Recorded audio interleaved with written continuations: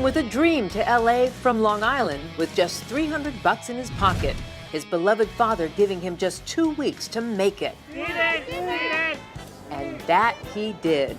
Steve Gutenberg would go on to star in countless classics. Let the man speak. Diner, Cocoon, the Police Academy franchise, and so many more, to huge success and acclaim.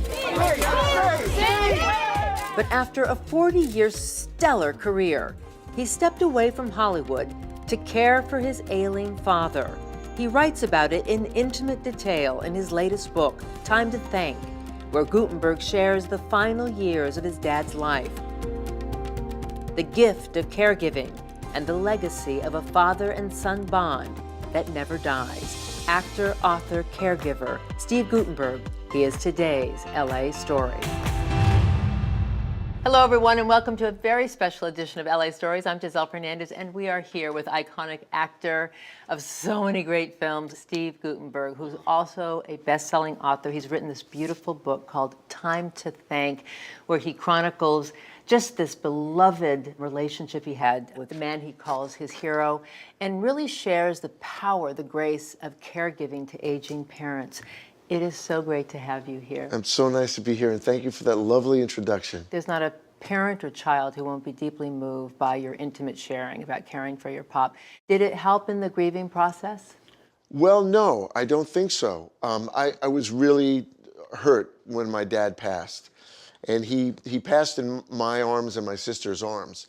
And it was very, very difficult for me to accept it, even at that moment. I was yelling at him, "Come back, Dad, come back." It was very hard for me to accept that he was gone. I was really moved by the powerful influence that Stanley Jerome Gutenberg was in your life, inspiring so much of your career, always being a very big support. Talk to me about who he was and who he is today in your life. My dad is with me every day. I talk to him, I hear his voice all the time. He grew up in Brooklyn, New York, became a weightlifter, one of the first Jewish Army Rangers, airborne Army Rangers. Korean War? Korean War. He went to Fort Bragg, came out and became a New York City policeman. Oh my gosh. Loved the job, loved it. Then he owned his own company? Electronics, and he was one of the first guys in on semiconductors. Always positive, always trying to make the best of things, always saying, you must win. You must win. And if you don't, it's okay. But you must go in saying, I want to win. When I did something wrong, he would bring me upstairs, sit me on the bed, sit there for a minute and say, Stephen, what's wrong with you? And I'd say, I don't know. He'd say, okay, don't do that again. And that was it. He didn't castigate you or put you down and make you feel guilty about who you were. He said how great I was. He said, when you walk into the room, feel good about yourself and be yourself. You don't have to be anybody else. And you can do it. You can do anything. He said the sky's the limit, and it's a high sky out there. You were born in Brooklyn, grew up in Massapequa, Long Island. Humble beginnings? Oh, yeah. I mean, we had a nice house. We lived in a nice neighborhood, but we were far from privileged. We were working people. My mom and dad were both working, and they both taught us everything we needed to know in this world, everything I learned at my parents' kitchen table, everything. So I've met presidents of the United States and captains of industry and all kinds of people in this world, movie stars and producers and all kinds of studio executives. My dad and my mom had said, everybody sits at the kitchen table. Everybody. Everybody is equal. In high school, they called you sensitive and shy. Yeah. You did appear in high school productions, I read, but you said you were never the star and you considered becoming a dentist. Is that true? It's true. It is? It's true, absolutely. I was always sort of a quiet guy. No, but I heard you became a really cool kid. When you got into 10th grade, you started to get muscles. Your dad was training you. In the basement. And all of a sudden you became a cool kid with a cool crowd. Well, that's the currency in high school, muscles. Muscles. That's the currency. It's the currency. But you said, despite the fact that you were all of a sudden this popular guy, that you felt like a Volvo inside a Chevy Camaro? Yeah. Why? Yeah. Well, I had this body that was good looking. I saw it in Cocoon. Very nice. Thank you. You're welcome. But I showed photos. But don't worry. Thank you. But I always felt like a regular guy. And the way I describe my dad is my dad was an extraordinary man in a regular life. I'm a regular guy in an extraordinary life. Oh, what an interesting And design. I've always felt very, very at home with regular stuff. with middle-class stuff. Even when I go to a fancy restaurant, I look at the server and I go like, I'm you, by the way. You don't have to like deal with Well, me. and I think that's what made you so incredibly resonate with the films and TV shows that you did, because we saw the everyday guy in you that also became a very big star. So your dad gives you, and mom gives you $300. You come out here, you spend it immediately on these headshots. Yeah. And you somehow commissioned these mobsters to they sounded like mobsters. Yeah, they were gangsters. They were these two gangsters in this big Cadillac. They picked me up on the street and they said, you're the guy, I was supposed to wait at a corner. They pulled me, we went into a McDonald's. McDonald's. Like a drug deal. Yeah, I got in the back of the seat and I gave him the money and he's like, don't flash the money. Took the photos and then he said, we'll call you in a couple of weeks, we'll have the photos. I called my parents and I told them, they said, you gave all your money away? They thought you were scammed. Yeah, exactly. But I wasn't. Thank God I got those headshots. And within 2 weeks, I got a Kentucky Fried Chicken commercial. Which was really not only lucky, but you also weaseled your way into Paramount Studios and you somehow set up an office there. You had chutzpah. Yeah, it's all about chutzpah. I mean, that's what life is about believing in yourself. My dad always say, believe in yourself, you can do anything in the world. So what I did was I found an empty office in the Lucille Ball makeup building and I started making phone calls. That is hilarious. Well, you started getting TV roles and some small roles in films, but it wasn't coming fast enough. There was all kinds of rejections in the early days as a struggling actor. Yeah. You're too short, you're not big enough, you're not Jewish enough. It's part of the game and it was tough and the culture was so hard and I couldn't really deal with it. I was here for a year and I quit. Yeah, you said you had to have rhinoceros skin. You do. And you never got that. Well, I've always had rhinoceros skin, but I didn't like the darts that were hitting it. Right. So you go back home, and I guess to go back to school, you were thinking to go back to school in Albany, and then you got that call that changed everything, Boys from Brazil. Yeah, I got a call from my agent, and they said, there's a audition in New York. I said, I don't want to be an actor anymore. You really didn't? Oh, I didn't want to be an actor, no way. But when I got this audition, my dad said, go down there. If you get it, you can always turn it down. So they sent me a car and Your dad was always right there encouraging you. Really, my dad was always there for me. I got the job, and while I was over there, I got another offer, and another offer, and another offer. And I couldn't resist the fruit. So I came back and I have been a professional actor for 47 years. You would go on to make as many as 20 films in the 80s, more than any other actor in SAG. Box office grosses of more than $100 million. They included, of course, Boys from Brazil, but also the iconic Diner. Now, that has gone on to be one of the cultural, must-see movies of all time. Did you know at the time it was going to be that? I had a feeling. I thought Paul Reiser and Kevin Bacon and Tim Daly, Mickey Rourke and Danny Stern, Ellen Barkin, all these people were really great. Have you stayed in touch with all of them? Yeah, we actually once a year or something, we all got together. Unbelievable. Yeah, I it's mean, pretty it's a great. cultural classic. You went on to do one of my favorite films, which is Cocoon. Short Circuit, Bedroom Window, the hugely successful 3 Men and a Baby, Roe versus Wade, and then the Police Academy franchise, of which you owned a piece of, which was a game changer. Can you believe you made it in the way that you have? Oh, every day I can't believe it. I cannot believe I bought this with acting and that I made a living as an actor. Can you imagine? I mean, the chances of being an artist and making a living, it's just 1 in a zillion. It's impossible. Was your dad just over the moon? Oh, he couldn't believe it. I mean, the first year, even the money was insane and he just couldn't believe it. It must have just been huge to have your dad watch your career rise like this. The best part about being famous is sharing it with people you love. It's the best part. It's no fun being on a yacht alone. My dad loved movie sets with the craft service tables and all kinds of stuff. And he loved you, and to see his boy, Yeah. just make it like this, it must have just been such nachas, we like. Nachas, exactly. And actually, my dad would always say, anytime you want, you can quit and come home. And he said, you don't have to be a star for me to love you. Right. I love you no matter what you do. If you work at a hardware store, if you sweep the streets, I will love you. That love, first of all, love is the most powerful force on earth, most powerful force. And if you have love, you can do anything. My dad was really trying to teach me that. Don't worry about being the richest or the tallest or the best looking or the funniest. Just show up. My dad had a great one. You can love someone or you can love someone and show up. I love you, man. I love you. I love you. Yeah. Hey, do you mind coming and help me? I can't make it. Hey, I love you, I love you. You mind helping me? Yeah, what do you need? That's love. So my dad would say, you just have to show up. Just be there. Got me by talking about my dad. I don't like to cry. I don't cry often, but for some reason it overwhelmed me. I just really miss him a lot. I can feel that.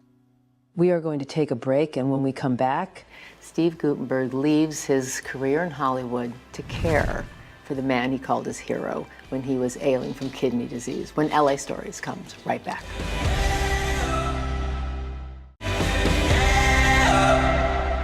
Welcome back to LA Stories, everyone. We're here with actor and author Steve Gutenberg, who's written this beautiful book, Time to Thank, all about caregiving for his beloved dad, Stanley Jerome Gutenberg. When I say his name to you today, Yeah. what does that invoke in you? Love, love, admiration, awesomeness, care. I think about him when he was young and strong, and he was helping me put my pajamas on and taught me how to shave and taught me how to drive.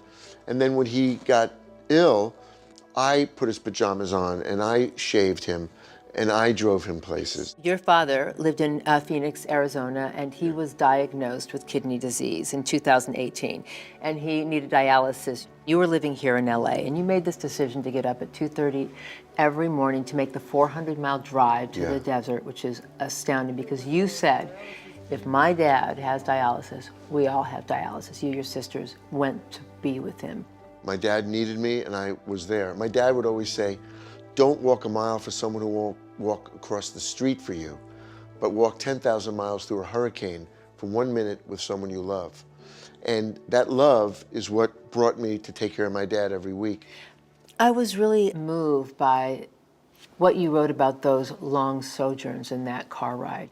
How powerful were those long hours in that car? All along the 10, there are these deserted buildings and towns, once vibrant. Now they're shells, and it reminded me of my dad. My dad was at 195 pounds of muscle, and now when he got sick, he wasn't, because it was time to thank. Thanks, Dad. Thanks for being a great dad. Thanks for being there when I was a jerk. Thanks for being there when I was an adolescent and I didn't listen. Thanks for understanding me. Thanks for molding me. Thanks for unfolding me, for making me who I am. Thank you, Dad. You said your dad always put family first, that he always made other people shine, that was part of his grace. Yeah. My dad always wanted everyone else to shine.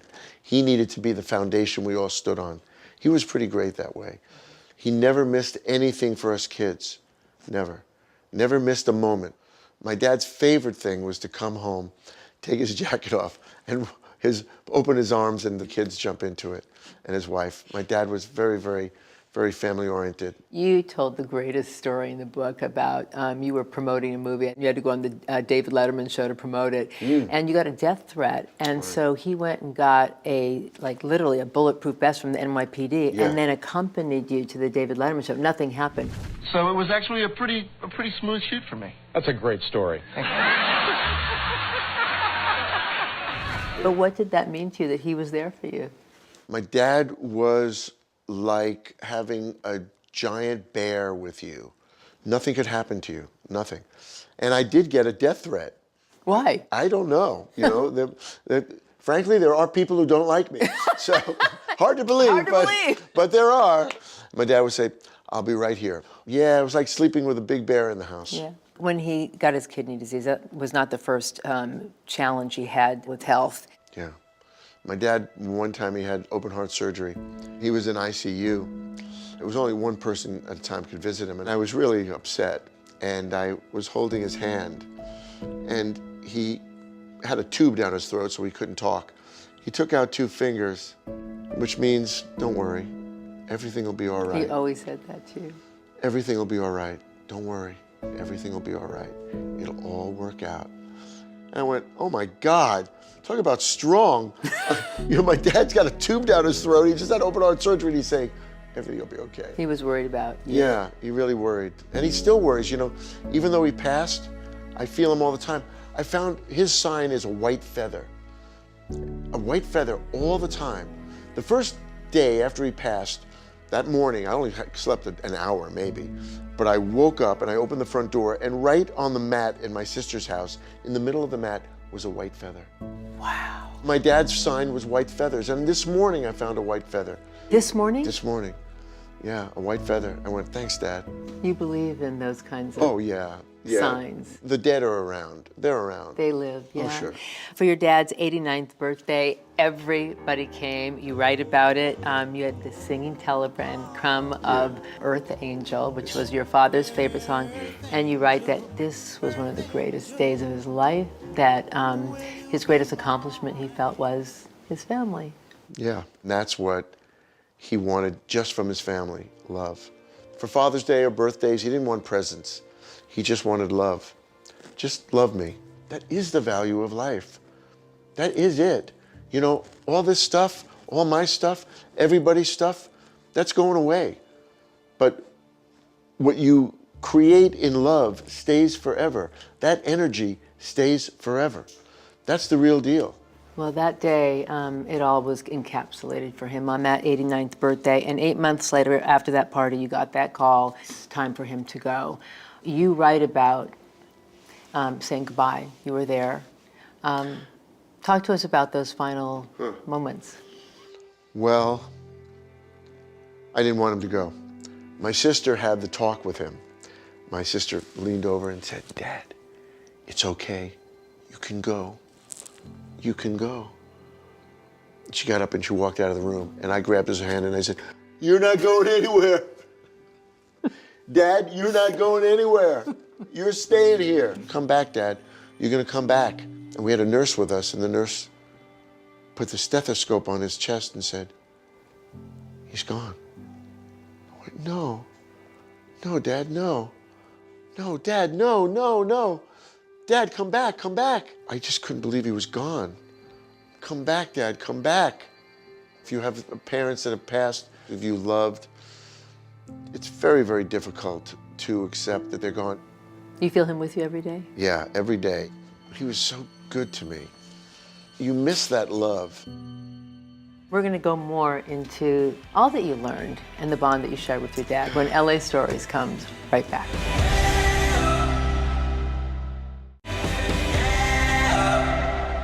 Welcome back to LA Stories. We're here with famous, iconic actor Steve Gutenberg, who is now a best-selling author as well. He wrote a beautiful book called Time to Thank about his beloved father and caregiving to him in his final days. One of the beautiful things about your book, The Gifts, is how you honor caregivers. There's more than 53 million caregivers in our country. Between 53 million and 100 million caregivers. There are people taking care of kids, adults. I did write the book for caregivers because it's a lonely occupation. You said moving forward, Steve, that you want to live a life well for your father. What does that mean? I'm my father's son. I'm my mother's son. I've got to be doing every day something to make them proud of me. And now you're doing things with kidney disease to make sure others, have access to dialysis and care. Is that right? Yeah. Well, the American Kidney Fund, which is a great, great organization that creates opportunities for people who have renal failure. I think it's really important, if you can, donate some time to places where people need you. It really is a great thing to do. Yes.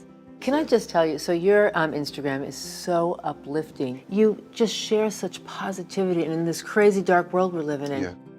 One that just came to mind is, you got to use your gifts. Your gifts are unique. They're not like everybody else's. So whatever you have, don't shy away from it. Lean into it, as they say. It's almost like your dad's speaking through you. He is. He's always talking to me. And I have these little notions, and I put them on these Instagram, and I try to say to other people, maybe you think like I think. Maybe you're a little lonely. If you're a little lonely, join a community, a group, a club. If you're in a bad mood, try to get yourself out of it. Just because you feel lousy doesn't mean you have to act lousy. And my dad would always say, don't take things to heart. Don't take things seriously. It's all a game, Stephen. It's a game, the game of life. Just play it. Do the right thing. Be smart. Think before you talk. Things like that. But when someone turns you down, when something doesn't happen the way you want it, don't take it so deeply. It's okay. It's all going to work out. It's all going to be all right. You know, you've had such a brilliant, iconic career. Now you're a best-selling author as well. But do you know how many millions of fans would love to see you back on TV and film? Well, I love the craft of acting. I love the idea of conveying emotions and conveying information that will translate to somebody else and help them. Because what are we really here to do? Entertain and educate. That's our job. Yeah, well, I have to tell you, I was deeply moved by your book. Thank you for sharing your father with us, being so open about the bond that you shared with him, how hard it is to lose someone you love, the grace of caregiving. Thank you for sharing your story with us on LA Stories. Thank you. It made me feel so good. It has been an honor and our pleasure. Thank you for watching another edition of LA Stories. I'm Giselle Fernandez. We'll see you next time.